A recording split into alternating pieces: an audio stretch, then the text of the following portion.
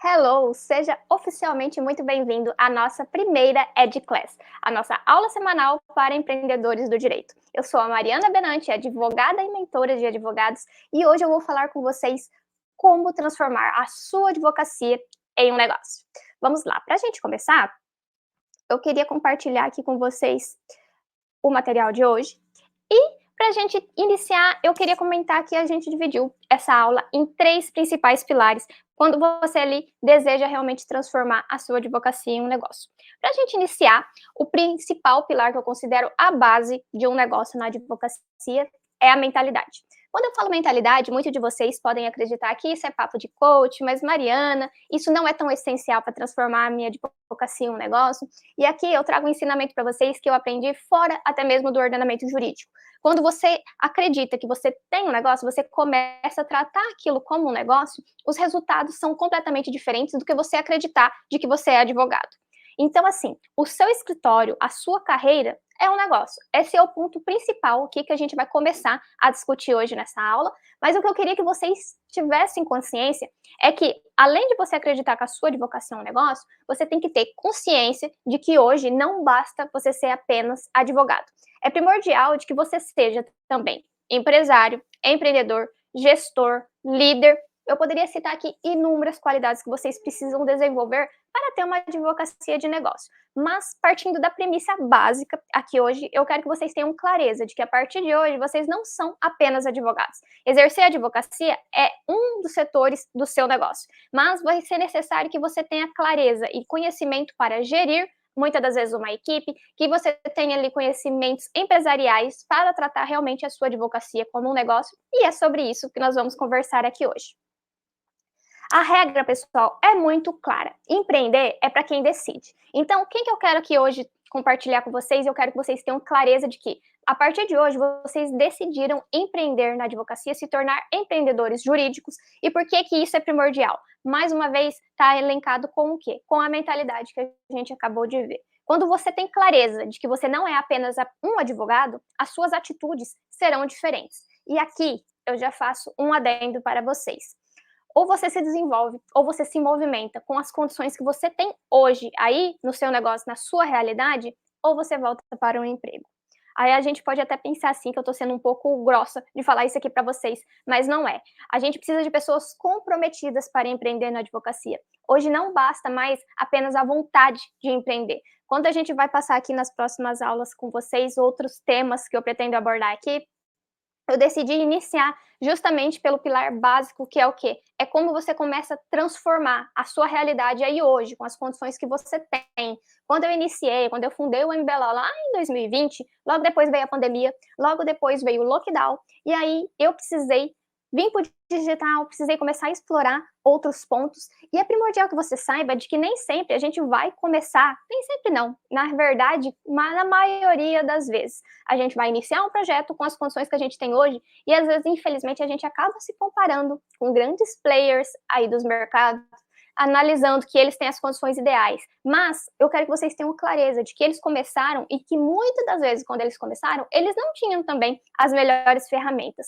E isso se aplica para tudo. No seu escritório, hoje, você vai começar com as condições que você tem, desde que você decida. Então, assim, eu decidi que eu quero empreender na advocacia, o primeiro passo que eu preciso tomar é o quê? É começar a analisar a minha mentalidade. Por quê? Não sei se vocês já leram O Segredo das Mentes Milionárias, mas lá ele fala que o nosso pensamento conduz à ação e essa ação conduz a resultado. E isso é muito real. Faz um teste. Se você ainda está duvidando do que eu estou falando aqui para você, começa a analisar aos poucos aí na sua realidade, quando você começa a pensar como um empreendedor, pensar como um empresário, pensar positivo, se os seus resultados não serão diferentes do que você está tendo até hoje. Ok, Mariana, eu entendi que para empreender na advocacia, para transformar a minha advocacia em um negócio, eu vou precisar, então, começar a pensar mais positivo, enxergar a minha advocacia como um negócio. E por que que isso é tão primordial? Quando a gente sai da faculdade, a faculdade ensina direito.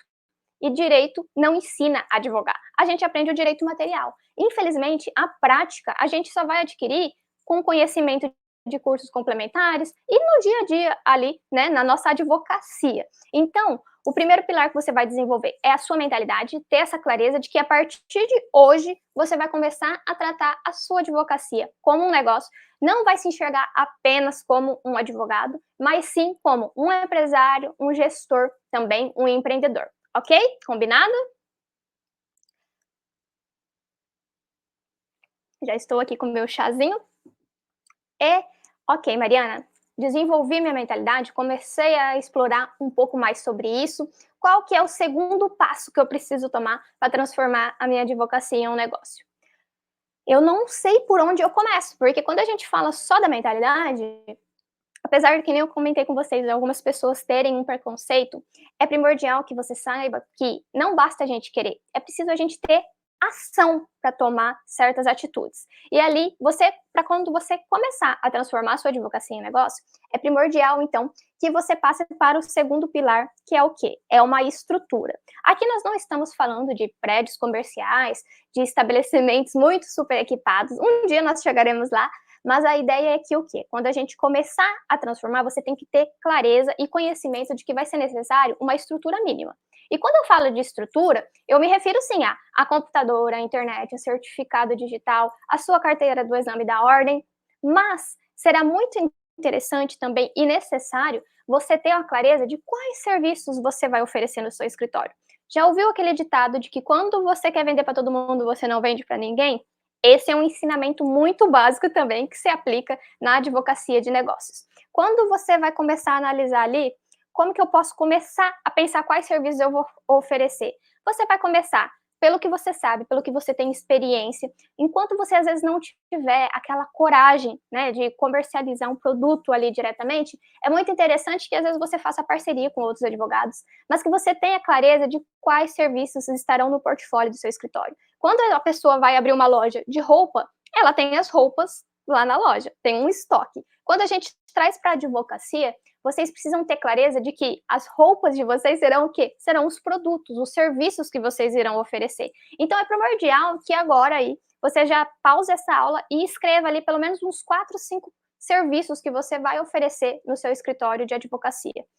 É muito importante você ter essa clareza, porque é isso que vai facilitar até como que você vai estruturar os próximos passos do seu escritório. Vou trazer algum exemplo aqui para você.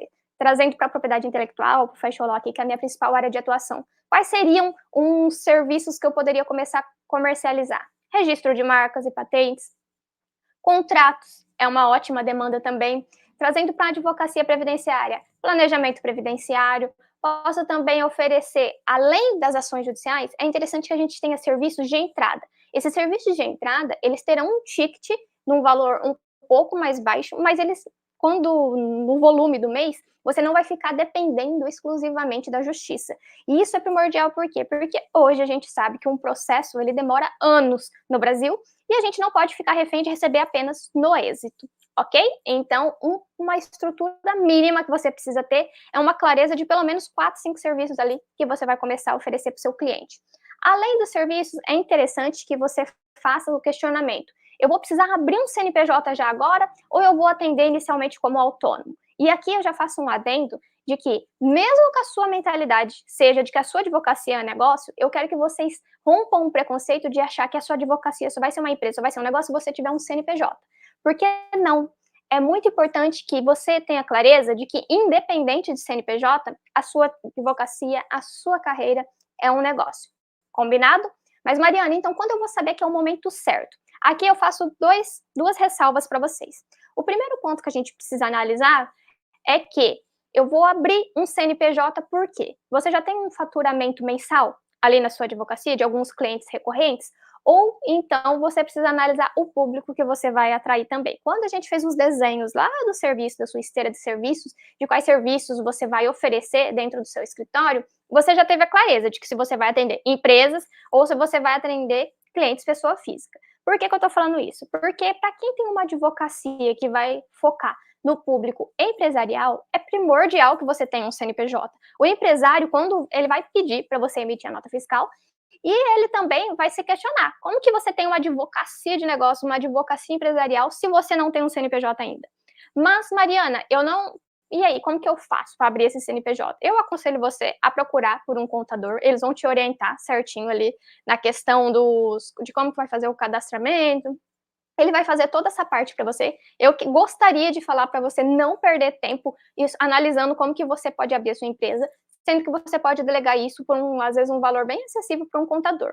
A observação que eu faço é que o quê? Isso terá um custo, ok? Então, quando você passa ali, né, a ter um contador, você vai ter uns honorários dele mensal para pagar, você vai ter a tributação, os impostos para pagar por mês. Então, assim, se às vezes você está bem no início da sua advocacia, talvez não seja o momento de você abrir inicialmente um CNPJ, ok? Mas eu quero que vocês tenham clareza de que isso não venha a impedir vocês de crescer, porque se a gente ficar muito refém, analisando que eu não quero assumir custo, não quero, às vezes a gente não consegue passar de um patamar.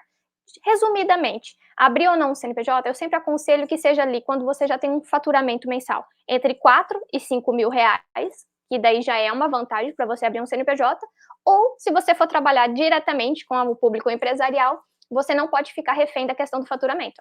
É bem importante e primordial que você abra um CNPJ o quanto antes. Além disso, é primordial também que você faça uma separação da pessoa física para a pessoa jurídica. Aqui, quando eu falo para vocês da gente separar a pessoa física da pessoa jurídica, mais uma vez eu bato na tecla que é independente de CNPJ. Mas, Mariana, como que eu posso fazer isso na prática? Você não abriu o CNPJ ainda. Independente disso, você vai precisar separar sim. O que entra do escritório é do escritório. E o que você pode fazer com isso? Você vai ter uma retirada no Prolabore ali mensal. Como que você vai elencar isso? Você vai colocar um valor para ser o seu salário. Claro, pessoal, que aqui a gente precisa ter clareza e consciência de que quando a gente vai determinar esse prolabore, que ele não seja um valor exorbitante. Porque qual que é o faturamento do seu escritório? O primeiro ponto aqui também que a gente precisa destacar, que está muito atrelado à mentalidade, é que o quê? O faturamento não é o seu salário. Por quê? Porque o seu escritório vai ter custos. Que nem eu citei o custo da contabilidade, mas você vai ter também uma internet, você tem a anuidade da sua B, você tem os cursos que você precisa fazer para se desenvolver. Tudo isso são custos que vão estar presentes no seu escritório e eles não devem sair necessariamente da pessoa física, mas sim do seu escritório. O primeiro passo, então, aqui é que vocês tenham também clareza sobre isso. E um outro ponto assim primordial para você começar a tratar a sua advocacia autônoma, a sua advocacia como um negócio, é a setorização. Quando eu falo de setorização para vocês, independente de você ter uma equipe ou não, é primordial que você separe a sua advocacia em setores. Lembra que eu mencionei para vocês aqui no início da aula que a parte de você ser advogado será apenas de uma das funções dentro do seu negócio? Pois bem, é sobre isso que nós vamos falar aqui agora. Quando a gente fala de setorização, eu trouxe aqui uma imagem para compartilhar com vocês, que é como se fosse uma pizza e você vai fazer uma divisão. A questão é que as fatias dessa pizza, ela não será ela vai ser proporcional, ela não vai ser idênticas. Você não vai ter setores idênticos ali de tempo. Trouxe aqui uma sugestão comercial, você vai precisar atrair muitos clientes para o seu escritório. Então isso, em regra, ele vai ter que tomar muito mais tempo do que o operacional. Por exemplo, então, aqui eu coloquei uma média de que 40% do tempo você vai se dedicar ao comercial, 20% ao operacional. Mariana, o que faz parte do operacional? A produção ali das peças, dos contratos, dos seus serviços em si. O operacional aqui é a função do advogado. Vocês conseguem visualizar aqui na prática o que eu falei para vocês, de que como a função de ser advogado, ela é muito irrisória dentro do seu escritório, você vai ser muito mais empresário, muito mais empreendedor, gestor, do que advogado em si, tá? Ali, colocar também a questão da parte comercial, além de seus atendimentos, você pode colocar a sua produção de conteúdo, a produção de artigos, frequentar eventos para conhecer novos clientes, os atendimentos e os relacionamentos com os clientes, você também tem que setorizar. A parte administrativa, que é uma parte muito negligenciada por muitos advogados. Quando a gente fala de um escritório de advocacia, o advogado pensa que ele vai peticionar e cumprir prazo. Vocês estão vendo quantas coisas tem por trás para que a engrenagem realmente rode e que o seu escritório não seja, você não leve ele de qualquer jeito, né? Para a gente alcançar cada vez melhores resultados, é primordial então que você tenha essa clareza das setores. Trouxe também o setor financeiro. Você vai precisar saber quanto que está entrando no seu escritório de faturamento, quanto que está saindo, qual que é o seu custo, qual que é o valor da sua hora de honorários, qual que é a questão, quanto tempo você gasta numa petição, você vai delegar aquilo, Quando você começa a setorizar isso, você vai tendo clareza, até inclusive quando você pode começar a delegar, ok? Porque o que acontece na prática? Trazendo aqui até mesmo fatos que eu já vivenciei. A gente começa a focar no comercial. Ok, Mariana, nossa, esse mês eu fechei lá 10 contratos. Aí você vai para a parte ali do operacional. Então eu vou produzir tudo que eu comercializei ali com os clientes me contratarem. Eu vou fazer o registro de marca, eu vou fazer um contrato. E aí você perde tanto tempo no operacional, vamos supor que você ficou 50% no comercial, 50% no operacional, que você não vai conseguir. Por quê? Porque vai ter outras coisas que você precisa entregar, vai ter contas que você precisa pagar.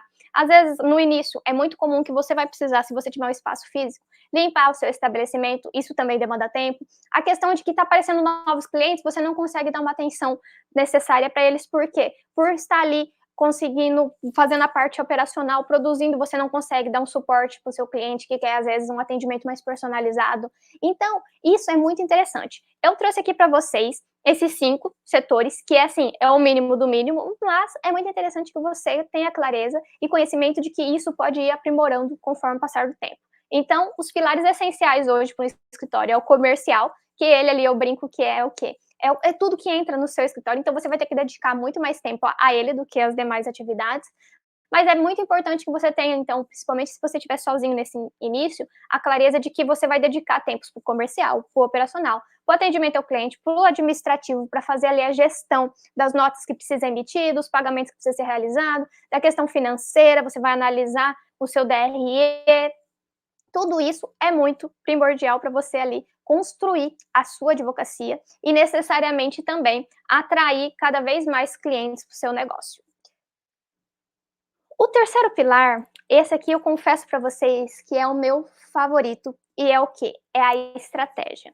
Ok, Mariana, então eu vou desenvolver uma mentalidade empreendedora, eu vou ter uma estrutura mínima ali, onde eu posso confeccionar minhas peças, onde eu posso atender os meus clientes, onde eu vou começar a ter clareza de que serviço eu vou oferecer, e com base nesses 2 pilares, a gente passa para a estratégia, que é o nosso terceiro pilar.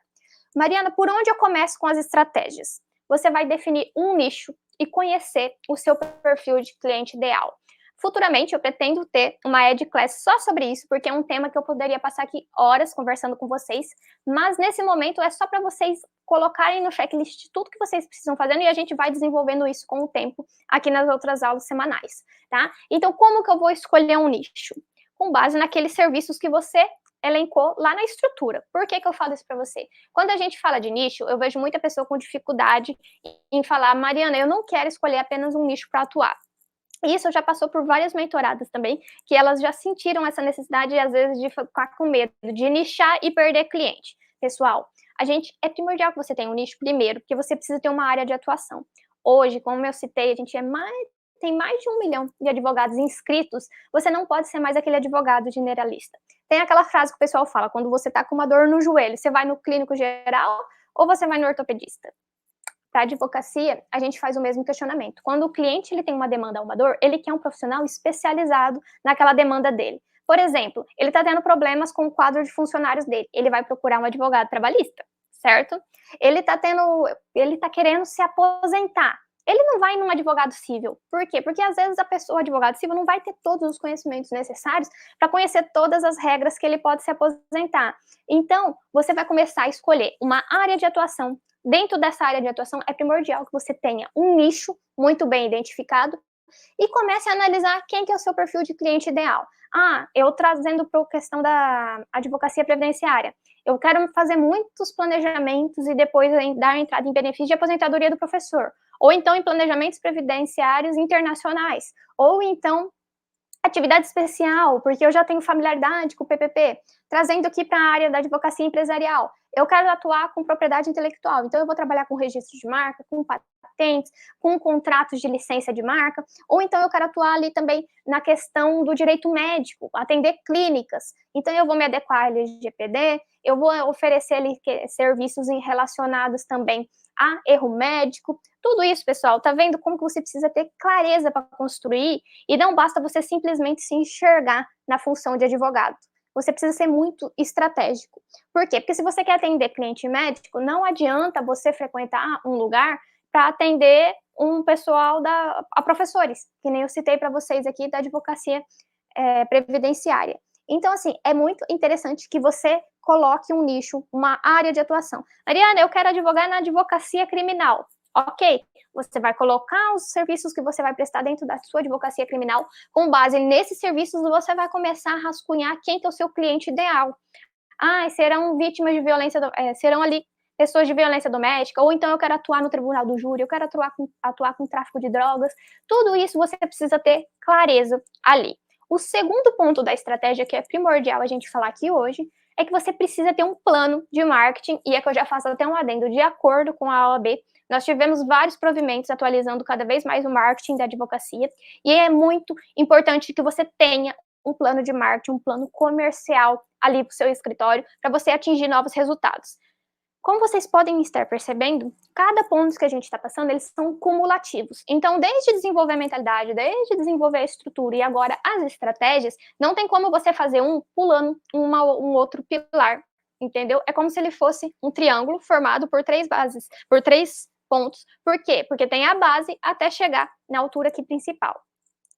Além disso, uma questão de estratégia que hoje, né, trazendo aí dos últimos 4, 5 anos para cá, deu um boom, foi o quê? Foi a produção de conteúdo. Quando você vai procurar um profissional, você vai onde? Você vai no Google, você vai ver se esse profissional tem Instagram. Eu falo muito por experiência própria. Recentemente, nós nos mudamos aqui para o estado de Santa Catarina e antes de eu ir num restaurante, eu abro lá e eu olho o Instagram para saber, para ver fotos. Ou então, antes de contratar uma profissional, uma manicure, eu vou lá e olho as fotos de vários profissionais. Isso hoje, pessoal, tem um poder de decisão tremendo. Então, se você não estiver mais na internet, você está perdendo a oportunidade. E aqui eu não estou falando necessariamente só de Instagram ou só de Facebook, de TikTok. Você também tem que ter estratégias do quê? De ter um site futuramente. Hoje nós temos várias plataformas que depois que você adquire o domínio, né, que nem o Wix, é um valor irrisório. Você mesmo consegue criar um site ali enquanto você não tem condição de fazer melhor. O LinkedIn, a questão de produção de artigos, pessoal. Hoje, além de você pode montar um blog e explorar as principais dores, as principais dúvidas dos seus clientes, como também você pode postar em sites correspondentes, como Jus Brasil, Migalhas. Tudo isso faz parte de um plano de marketing para atrair o cliente para o seu escritório. Quando a gente fala atrair aqui, tem até um ponto da questão da produção de conteúdo que eu falo assim, não adianta também você ficar só na parte técnica da produção do conteúdo. Hoje, que nem eu já falei aqui para vocês várias vezes durante as aulas, nós somos muitos advogados e eu percebo cada vez mais que o cliente, ele contrata por identificação. Então, você precisa desenvolver também a sua marca pessoal. Por quê? Porque isso vai estar muito atrelado a como o cliente vai visualizar você ou não, mas eu vou deixar para falar um pouquinho mais sobre marca pessoal numa próxima EdClass, ok? E aqui também como estratégia, principalmente para quem está iniciando, mas isso assim, até quem é profissional já mais antigo tem que fazer com frequência, que é o quê? Analisar o mercado, o famoso benchmark. Por que que eu estou falando isso para vocês? Quando a gente analisa o mercado, é muito mais fácil da gente mensurar se a nossa ideia vai dar certo ou não. Como que eu posso fazer isso na prática, Mariana? Vamos lá.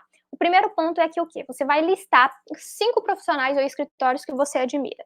E aqui eu aconselho você a fazer esses 5 profissionais misto. Então, vamos supor assim, 3 da mesma área de atuação e 2 de áreas secundárias. Por quê? Porque é primordial de que você não fique também refém de só fazer o que todo mundo está fazendo. Por isso que eu gosto sempre de analisar profissionais de outras áreas. Eu atuo com propriedade intelectual, com fashion law, mas eu adoro seguir advogados que produzem conteúdo do previdenciário, eu adoro seguir profissionais que produzem conteúdos de direito médico. Por quê? Porque tudo isso, pessoal, vai aumentando o seu repertório.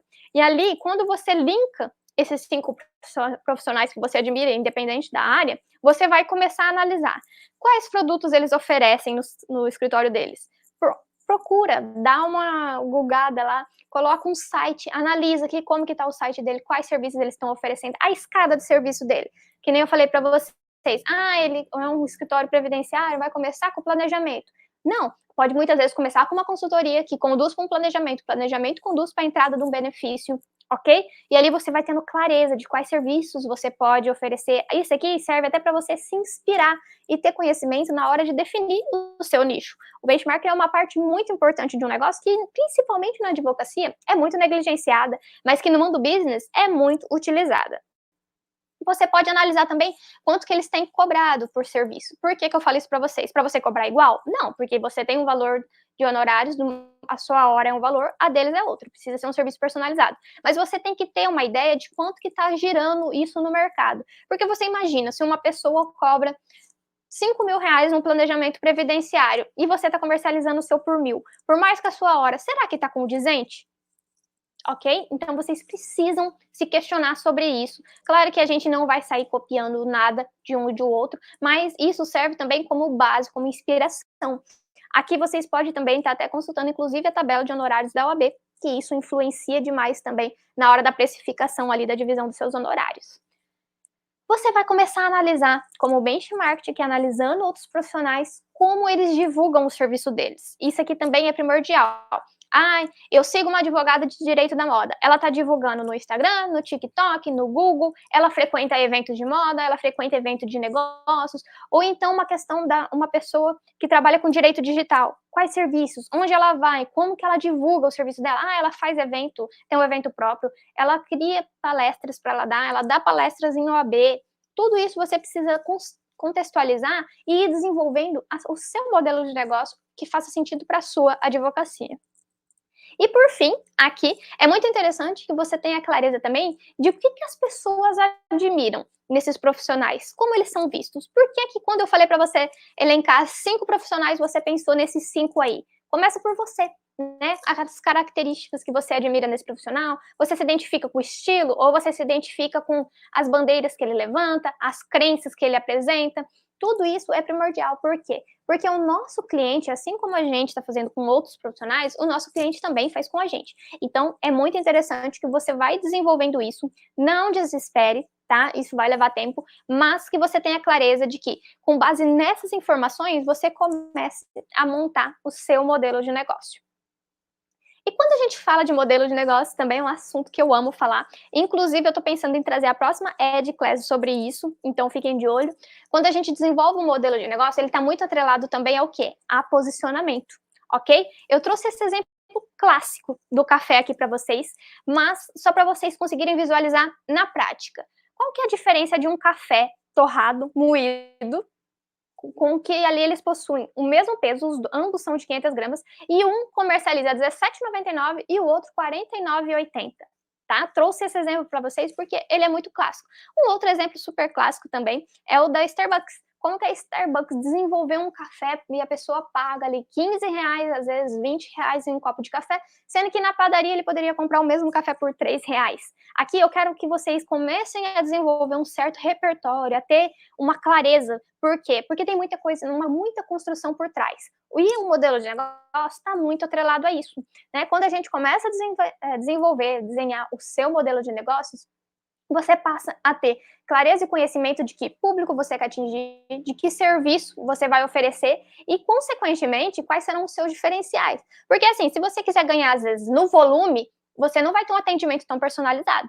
Mas, às vezes, no seu escritório, você vai querer desenvolver ele com um modelo boutique, de atender menos clientes, mas poder cobrar um valor mais caro sobre isso e, consequentemente, dar uma experiência para o seu cliente. Aqui também já adianto para vocês que não existe certo ou errado, existe o que faz sentido para a sua realidade, para a sua advocacia. Trouxe esses exemplos do café, porque vai ter gente que vai se identificar com o café Melita, vai ter gente que vai se identificar com o Bajo, ou então aqui tem gente que é super fã de Starbucks, tem gente que nem gosta de Starbucks. Então é isso que eu queria que vocês tivessem essa clareza, de que quando a gente começa a transformar a nossa advocacia em um negócio, é preciso ter muito conhecimento prático do mundo empresarial, e é sobre isso que nós vamos falar aqui no canal. Hoje eu queria que essa aula fosse realmente estratégica para vocês começassem a clarear a ideia de vocês e como se fosse uma espécie de checklist, como que você vai começar a transformar realmente a sua advocacia em um negócio. Eu espero que vocês tenham gostado dessa aula e eu queria finalizar aqui justamente deixando as minhas redes sociais para que você possa se conectar comigo também em outras redes e comentar para vocês de que nada é construído do dia para a noite. Eu não quero que vocês saiam dessa aula aqui desesperado, pensando como que vocês vão aplicar e querendo fazer tudo para amanhã. Eu quero que vocês comecem a serem mais estratégicos, a construir uma advocacia sólida, um negócio sólido, porque hoje, mais uma vez, eu encerro aqui falando para vocês de que não basta apenas ter uma advocacia que vai ter um nome na porta ou então entregar um cartão para um cliente. Isso, infelizmente, se a gente não tiver uma estrutura, mesmo que independente não seja uma estrutura de local físico, mas você precisa ter uma estrutura interna para atender seus clientes. E se você não tiver estratégias adequadas, você não vai conseguir se sustentar ao longo do tempo. Eu espero que vocês tenham gostado da aula de hoje. Deixo aqui o meu muito obrigada e até a próxima quarta.